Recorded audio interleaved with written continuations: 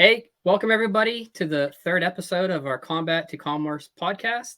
Today, I am honored to have Candice Agee Reed with me, owner of the Harlow Juice Bar in Elizabethtown, entrepreneur, former service member, who's done so many amazing things with her career and is just always a source of great ideas and uh, a burst of fresh air. Like she can come in the room, she's there. Uh, Her smile and her laugh really lightens up or brightens up the room. She is part of a family that when we first moved here from Fort Leavenworth to Fort Knox area, welcomed us with open arms. Both of our daughters played soccer together, and those two hit it off right away and we're great friends. And we've maintained that relationship for going on 6 years now. 6 years? 6 years. Oh my gosh. Our kids still play together, separate high schools, but same travel team. Mm-hmm. Her husband, Mike, is a football coach at Fort Knox High School. They are a growing pillar in the community, and I am absolutely honored to have you on here. When we decided to do this podcast with this specific niche of what we wanted to accomplish, you were one of the first people I thought of, because Ah, there's not a day goes by that I'm not amazed at what you and Mike do and what you have planned, and just how I think a lot of service members, as we'll talk today, we're so used to how the Army operates, and we know how to do that. We know it very well. So the business world is foreign to us. yeah. How to get an LLC, how to get an EIN, even what is an EIN, what is a DUNS number, all these things that you have no experience with unless you have it in your family who can teach you that. And when I hear you talk and I see the things you're doing, how you get property to establish your juice bar, um, amongst your other ventures, I am just continuously amazed at you and your family. So welcome to the show, and I'm so happy to have you. Thank you so much. That was so nice. I'm kind of blushing. Thank you. I am so invited me, and that of course that our kids have met and our families have met, and it's just your kids are awesome, man, and you guys too. So we're glad, and I'm thankful to be on this with you. So thank you for thinking of me. Hopefully I'm not long-winded, but If we does, we'll just cut you off. We'll just. okay, perfect. Just I cut me got off. I got the controls of the mute button, so it's no problem. I was trying So not to be. that's perfect. So Candace, let's just dive right into it. Tell us about yourself. Where you come from, your service, whatever you want to share about what brought you to this point in your career. Okay, I don't want to go back to birth, so I'll kind of Yeah, start. thank you. Let's keep it 18. So I graduated high school and I went to college for a year. There, my GPA was like lower than the freezing temperatures in North Dakota. I was struggling. Okay, I figured this is probably not going to work for me, so I went and talked to my dad, who was Army. I'm an Army brat, so I grew up around the Army. And I said, hey, I think I probably should do something because being on academic probation is not the thing. So he said, what are you thinking? And I told him Army. Now he's in the Army. He said, join the Air Force. So It's a sign. I love it. I really, really do. But so Great advice. I joined the Air Force a week before my 19th birthday. So I had my 19th birthday in basic training. Nice.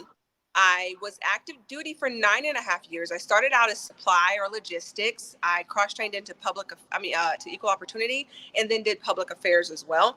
Oh, nice. So I was 9.5, and then I went to the reserve side for like 6.5 years. My husband and I were both meal to meal active duty. So my move to the reserve side was kind of like a byproduct of us trying to figure out how we're going to navigate meal to meal. Like, you get it. Like, it's a difficult Yeah. thing to be active duty. So I opted to go reserve. In that time, I still worked with the government. Like, I'll say when I left the military, it was almost like I wanted to leave. And there's a lot of stuff that goes on that's great, but there's also a lot of stuff that you're like, yeah, I gotta go. Mhm. I wanted to go, but at the same time, I kept reaching for it because that's what I knew and that's where I was Right. safe. So I left, went to the active duty, reserve side. And I still worked for the government. I went GS. I stayed in that realm and I loved it. It taught me so much. But I was like, I got to see how it is to be out in the regular world. Like the rest of the world's functioning. They're doing stuff. How are they doing it? And it was difficult for me at first. I worked with the Better Business Bureau. I started out as the director of operations and then sat in the interim CEO position for a while. And that was why, like, it just was not exactly how things were in the military. You know, you can pull up a reg, you can do whatever and be like, da, da, da, da, da, da, da. And it was not. Right. So it took me a little while to acclimate to that life.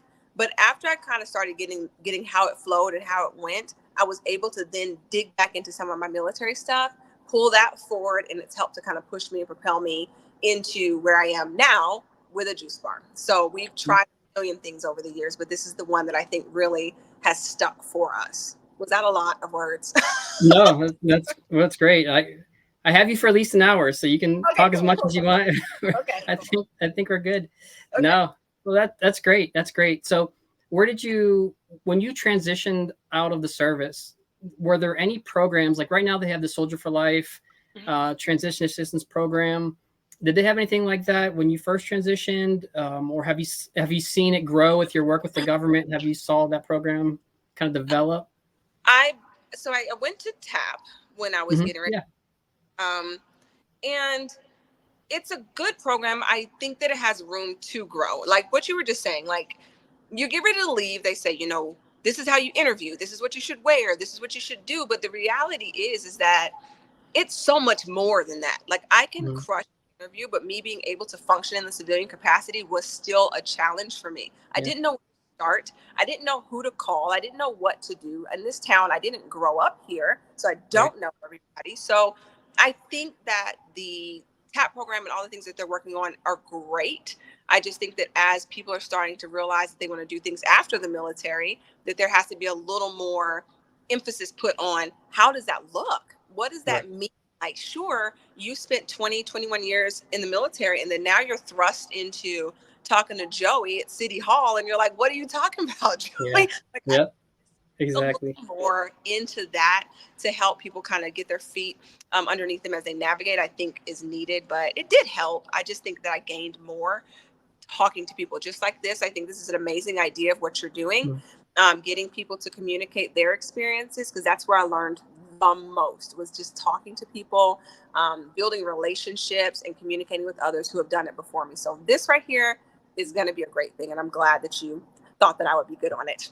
No, of course. No. Well, thank you. And yeah, no, it was something that was enlightening to me whenever I went through TAP and realizing that, you know, I feel like I'm pretty good with money. I think I understand it pretty well.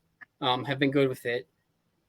But I was sitting in there in the class, and there's the most junior soldier with 1 or 2 years of service to the most senior officer of 30 years of service, all in the same room getting the same financial class. And I'm kind of in the middle of that group as a 20-year, retiree. And thinking, had I not done my own research ahead of time on finances and things like that, this would have been a shock to my system about, your housing allowance is no longer, you don't get one. Oh, by the way, a portion of your money was not taxed with the housing allowance. And did you put enough away into your thrift savings plan? Have you invested in other ways? Because that retirement pension doesn't go a long way.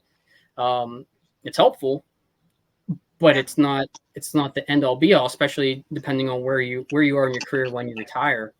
And so I think I left that class thankful for it, but I also kind of wish I'd have had it 10 years earlier. Right. And I understand that there's only so many resources that an installation that can provide. But, maybe that is more of a valuable mandatory training, even if it's just finance and maybe an introduction to business or something, as opposed to, there's so many mandatory trainings that happen throughout the year, right? Yes. Lord. That one might be more beneficial for the soldier current and on the outside, because even when I look you know, and I'm sure you heard it a lot, and I'm sure your dad probably heard it a lot too. Oh, when you get out, you have all this leadership experience. It'll all translate, and you'll be able to get a job right away. And I can tell you that having looked at job openings myself, Yeah. it was daunting because while I may have like the leadership experience, I probably don't have the certifications that they're looking for, or I don't have, you know, X number of years experience with a certain Yeah. system. Yeah. And so I think it was really eye opening for me to go through that, which is again why I think it's amazing what you're doing. So do you think, was there a particular was it part of your service, your family, or like how you grew up, that, because when I see you making your own path. Like you will kick down your own doors. You're Yeah. not waiting for anyone to invite you in. Is it your passion, or what is it that really drives you to take on risks? Because starting a business is a risk. Yeah. What is it do you think that really drives you to do what you do? I may be a little delulu. I don't know. I may be a little bit just a little bit, but you know what? It's good to be a little Yeah. off. I think that has multiple answers. My mother, as a child, had her own business too. Like my father was active duty. My mom took care of us. So she had to make a way for herself. So she created space for herself. She dealt with flowers, and we'd go to craft shows, and we did all of that. And I always thought it was just so cool. Like you get Yeah. to be your manager, your own boss, like go do the things, you know? Right. And I also felt like there were jobs that I had applied for when I got out of the military, and some were like, you're too qualified, you're underqualified, you're this. One job told me I was too urban to work Oh, there, which was like, oh, interesting. that's Okay. painful. So it forced me in a way to be like, well, if I'm too much for you, you can find less. I'll create my own. And it really has been this constant thing of just following what was in my heart. I always believe that what's for you will be for you, regardless. And it doesn't matter what external things are occurring, who said no, who thinks it's stupid, who doesn't want to support you. What is for you will be for you. So along the way, like Mike and I have started a bunch of businesses. Like we've done a bunch of things. Yeah. Let's try this, let's try that. That has been important to us too, because if we hadn't tried it, we wouldn't have had to step back from it and say, that's not how that works. Let me try a different path. Like my grandma always told me, be bamboo, you know, bend but don't break. And Right. I took that, and I think that always, like, you've got to be flexible. You've got to know when to pivot. You've got to know when all you got to do is move to the right just a little bit, or move to the left a little bit. And then those things that you were hoping for will start to flow for you. So it really was just like my family, my parents, they're always so encouraging. Mike is always so encouraging too. Like he knows, number one, I'm going to do the wild stuff. This is what I do. Right. Like, I'm like, hey, Right. what do you think about a juice bar? He's like, sure, whatever, bro, like go for it. But the That's support, awesome. having people behind you that support whatever Delulu thing you've got going on is Right. super important, continuing to like propel you and push you forward into whatever you want to do. That's great. No, it's actually very inspirational. I would say that a lot of people, probably myself included, until about the past year, when it came to anything outside of the military, if it seemed like a risk, or if it seemed like it's too difficult, or I had to do too much research to, how do I start a business? How do I get an LLC? How do I do this with no guarantee that I'm going to make money? Or how do I do whatever? I defaulted to playing it safe. You know, Yeah. military, I think it's a good career, pays well, good healthcare benefits, a great culture amongst friends. You know, it's a melting pot of everybody from all around, every single culture, and it's also safe. Yeah. And if you do well, you work hard and you have a passion and commitment before you can do well and continue to grow within that profession. And so I may have had goals or desires that I've kind of put on the back burner because of that. And so, but then I see you, and I see Mike, and And I see that you two are not afraid to take on a challenge, and you will, like you said, make your own path. And one of the best thing I think about it is how you do have that family support. Yeah. You know, you have Mike. So how do you with everything you got going on, you're juggling all these projects, you're starting a business. There were several other things I know you're working previously. Like I said, you started several businesses, but this one, the juice bar, I see you. I mean, you're physically there right now. You're when we came to visit, we were taking pictures, managing the budget, the inventory, working the register, do everything, right? So how do you do that with and for those who don't know you, you have remarkable children, Yeah. unbelievable athletes, unbelievably special children who are like just from the outside in they're perfect kids, right? I know all kids. Jokes on you. I know parents. I know parents may have different views, but Yeah. I'm obviously very biased. Having known Sarai for so long and Sky, that I love those kids. Yeah. And how do you balance all of their activities, Mike with his career, Yeah. and all the things you want to do? Is it just a team effort, or how do you all get through the day? I mean, our family. Yeah. You know how we juggle things, and we have my mother-in-law here that really helps. But how do you all do it? Is it just team effort, or is it just burn the candle at both ends? And I'm not gonna lie, there have been moments where I may have burnt that candle a little too much and I had no candle left. Yeah. I think that yes, it is a collaborative team effort, and it takes a village, and it takes not just my family, but like just amazing friends too. Like there are so many people, your family included, that are just phenomenal people in general. Like it's really important, I think, in any venture that you do. Like starting a business is scary. It is like you were saying, like there's no guarantee of anything. You have no idea what's going to happen. But I took it as, while it's scary, fear is my fuel, right? Fear is like gasoline. And it's one of those things that either it can halt you altogether. Fear can put you in a place of like complacency, honestly, because it's like, I'm so scared to do it. I'm afraid it's not going to work, that I just sit. Or you can say, all right, I'm scared of this, but I'm going to try it. What's the worst that can happen? It doesn't work. Then we regroup. And that's one of the resiliency things that the military taught me too, is it's not going to always go right. But what happens after that? We're just going to have to regroup, and we're going to have to figure it out. So as we're navigating this new business, new space, we just moved to 3 weeks ago, which was a daunting task. My kids, we just got back from Bowling Green from soccer this weekend. Yeah. It literally takes every last one of us being committed to the overall goal. And there are days where I'm not going to lie, like I'm just like, stop talking to me. I need a nap. I need a cupcake and a taco. Yeah. But I think it's important to acknowledge emotions too. Like not every day is great. Not every day is acknowledge the days that you're upset. Say, hey, I'm having a rough day, dude. Like I need XYZ. Communicating has become important.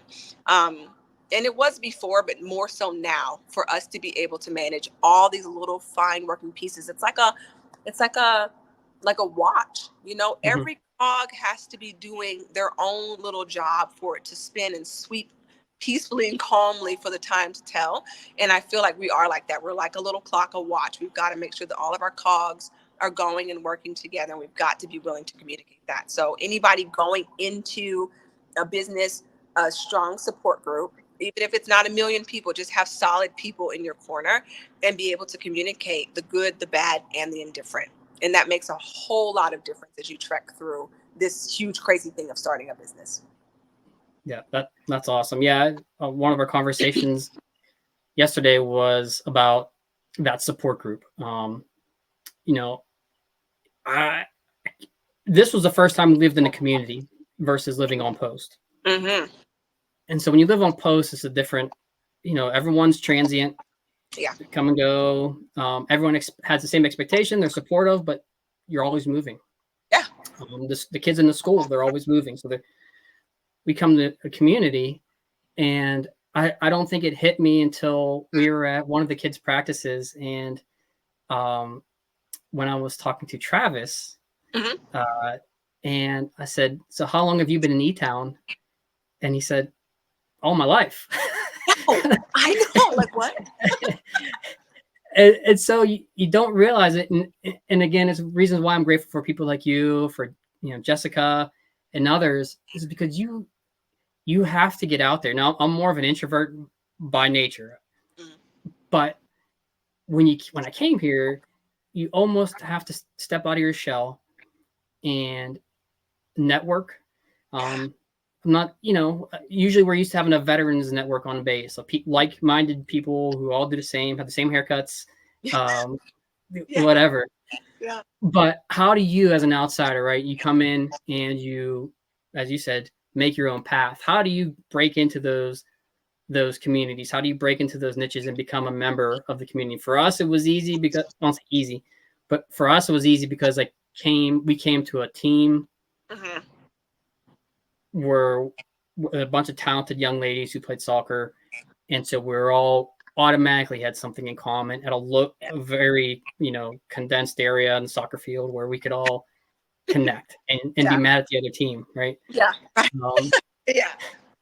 so what would it be more along the same way as going in if you have a veteran who's coming out and they're working in a community that's I'd say similar to this, Mhm. a nice community, great people, but they've all been here for most of their lives. You're new. Did you do anything different, or how did you and Mike, was it through sports, or this through community gatherings, or anything that helped you find a way in to Man, do that's a that? good question. I feel like I was just talking to Mike about this the other day. Like, you probably won't believe it, but I am kind of introverted also. People don't ever believe it. They're like, yeah, right, you're so ridiculous. I am, but that's when I feel safe with people that I become Mhm. like that. I was always the one who would kind of be in the back. I'll let Mhm. everybody fine. I'll do the stuff where nobody sees me. It's okay, whatever. So it was hard because I did not have a pre-made interaction going on. Like the military, you got to go work with people. You have to do stuff. You deploy, you Mhm. TDY, whatever. You have to talk to these people. Here, like whatever, you can just fall into a little hole and just exist. But through sports, Mike, through football, he's got to talk to parents. He's got to talk to people. I've got to engage with people because I'm his wife. Mhm. Soccer, same thing. But it was also, I became, I just started going to different places, like places that I would not normally go. And I started to just talk to people Yeah. despite my internal Candace saying, girl, go away, go hide. I just started having conversations with people, and they wouldn't even be about anything major or big. Mhm. I was just kind to people. I talked to people. I'd visit their shops. I'd support them however I could. And I just was like showing up and being available to people if they needed something and just being around. And it really just takes you going out and just opening your mouth and saying something. It's easy Yeah. to go to the back. I exist there and I'm happy there. I'm safe there. No one can touch me there. Having a business and having to communicate with community is a vulnerable place. You're wide open. Like when I started this is me on the outside. Like it's like my brain on the outside is this Mhm. place. And having to open myself up to people was so scary. And they can rip it up. They can be like, I hate it. She's the worst. I don't like what she's Mhm. doing. And you want people to love it. But I really found that because I had started having conversations with lots of different entrepreneurs, business owners, women all across our town, that it was easier for me on those days when it was harder here to go, hey man, how do you deal with that?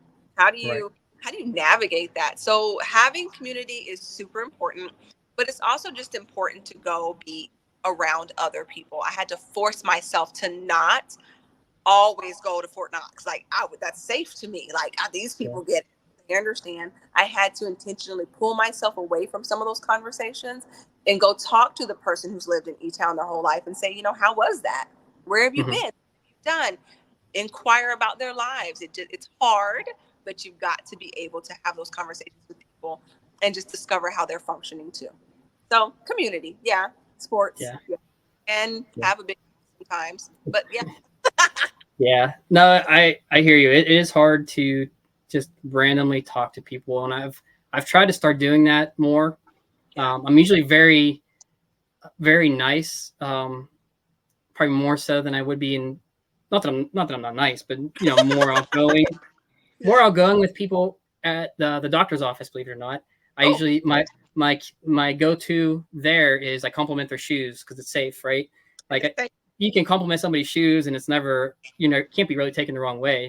Those are nice Air Max or those yeah, nice yeah. whatever, and uh the how the nurses and the people there treat me Hmm.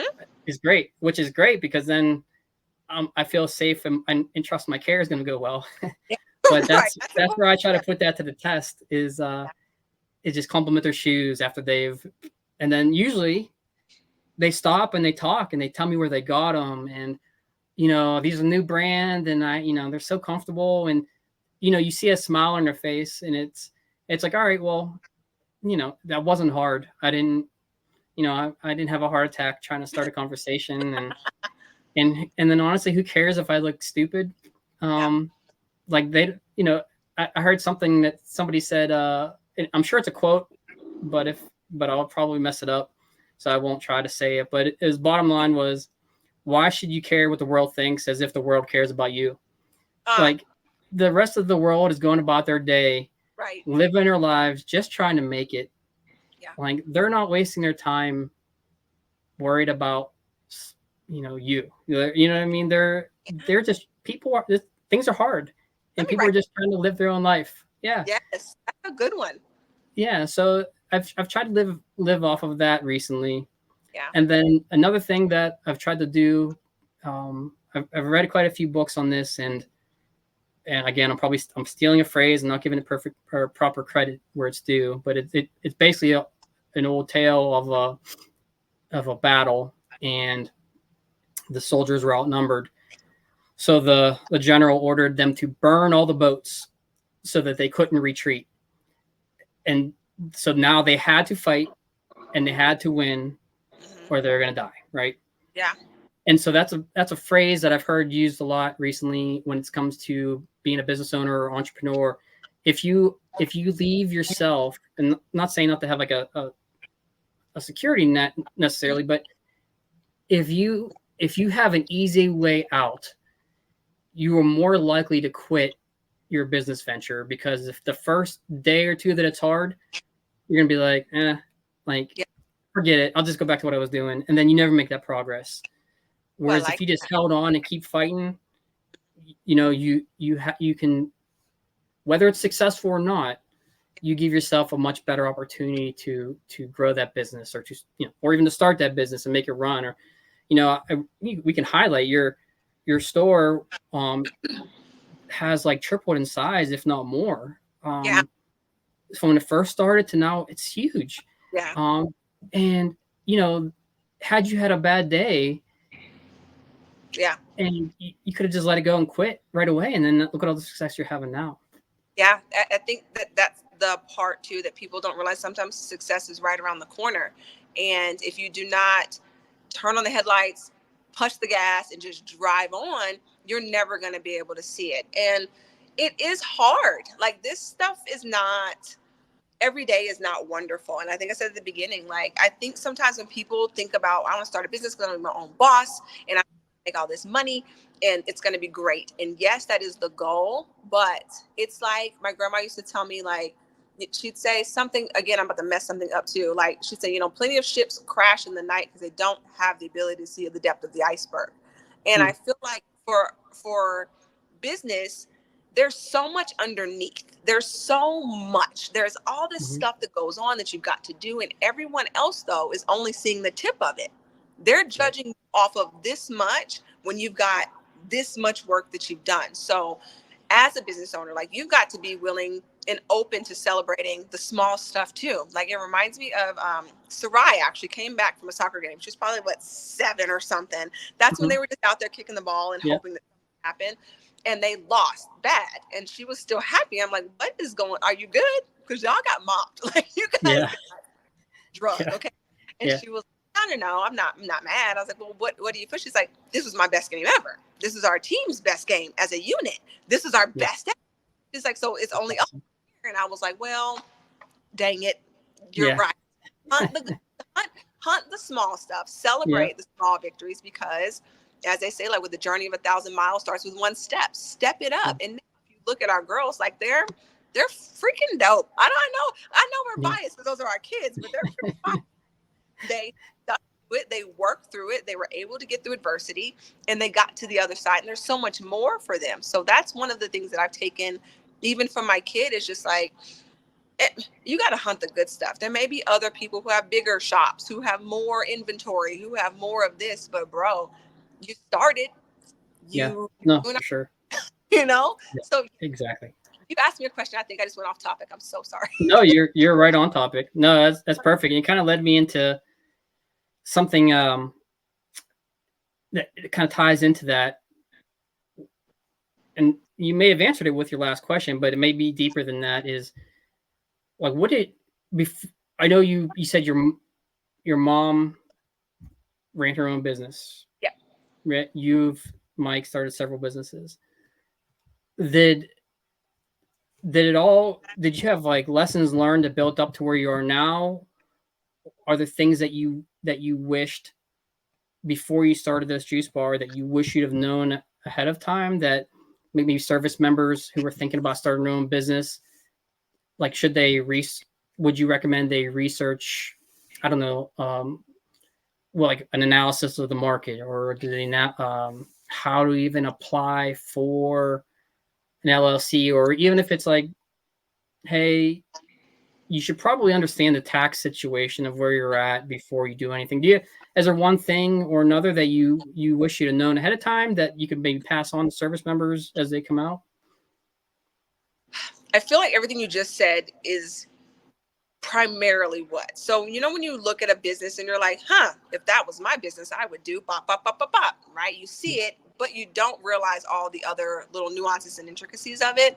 I'd say that if you have an idea, number one, don't let people sway you from what your idea is, because people who don't understand, their default setting is no, because they don't get it. They don't Mhm. understand. And nobody will love your business nor your idea as much as you do.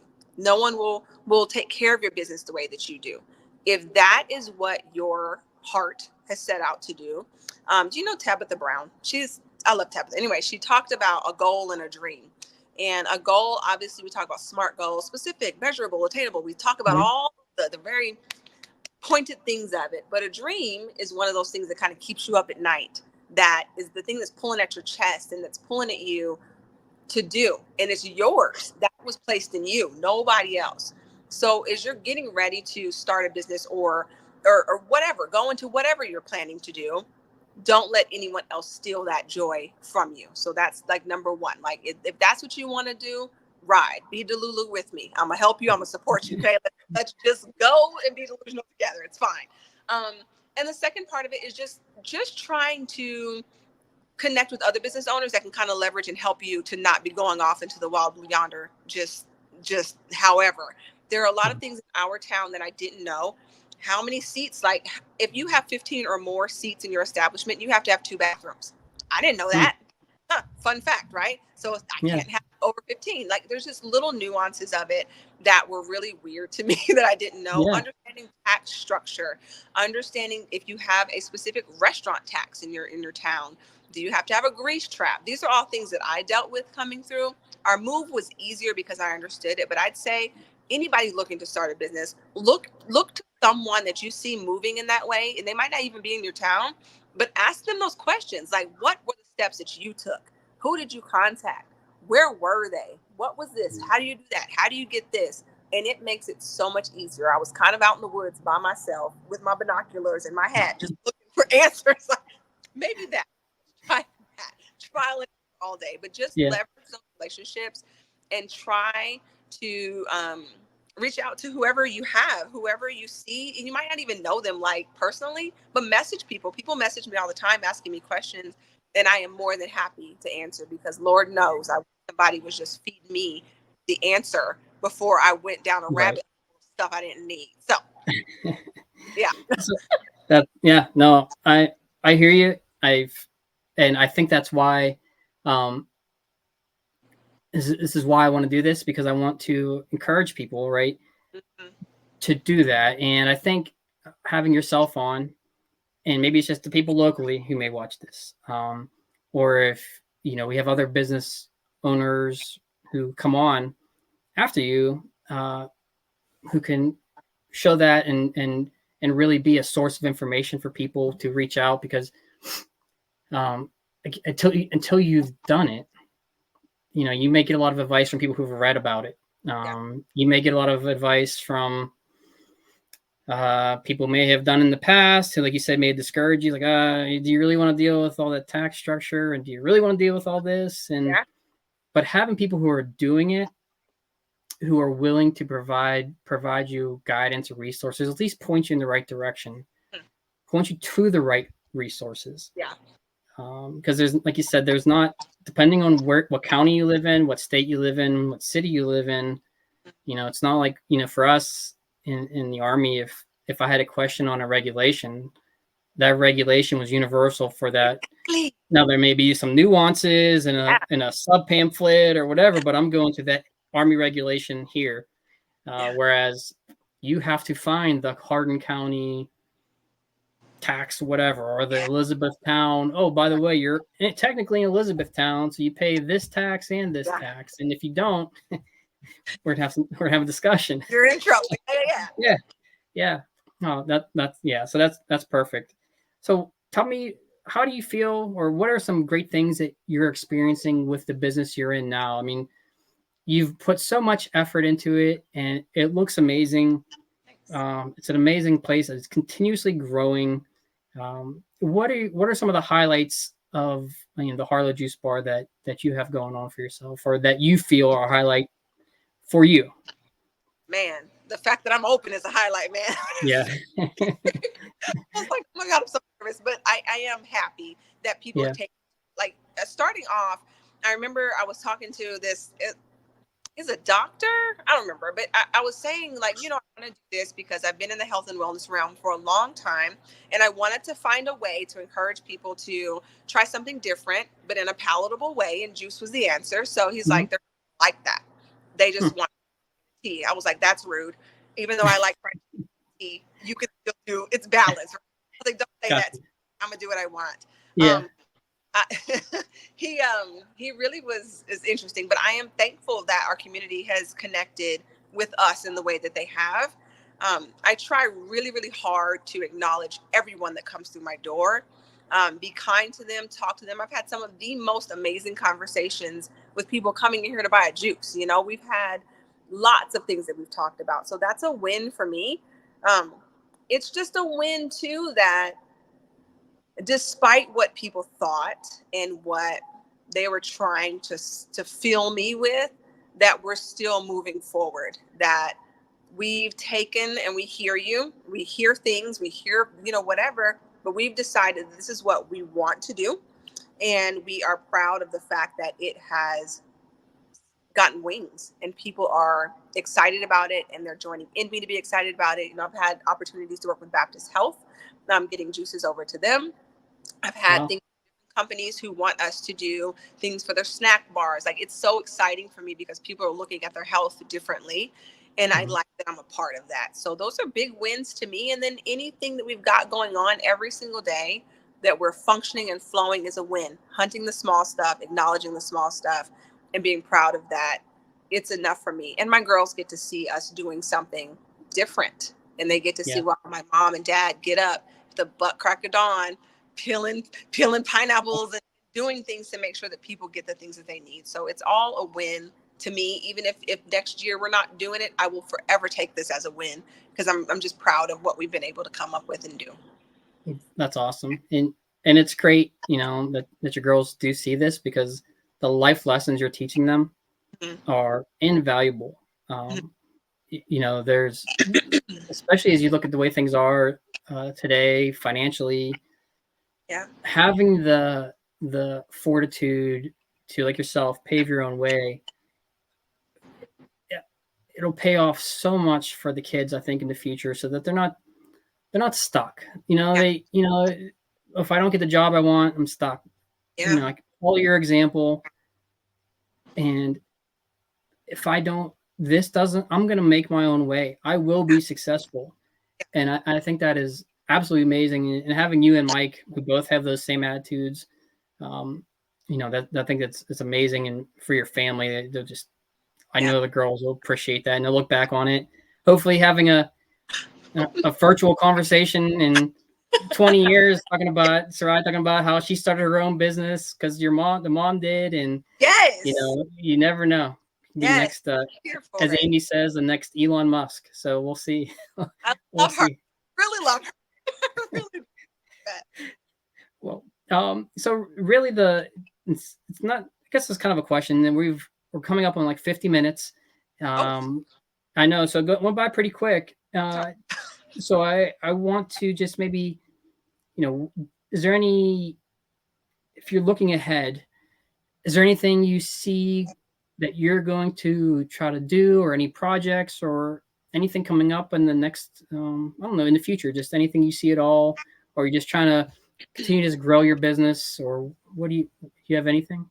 Man, listen, you got to know that my mind, it's a I wonderful, know. there's always something brewing in there. I know there's some secrets we got to, I know you don't want to let them all out of the bag, but anything that's safe for release.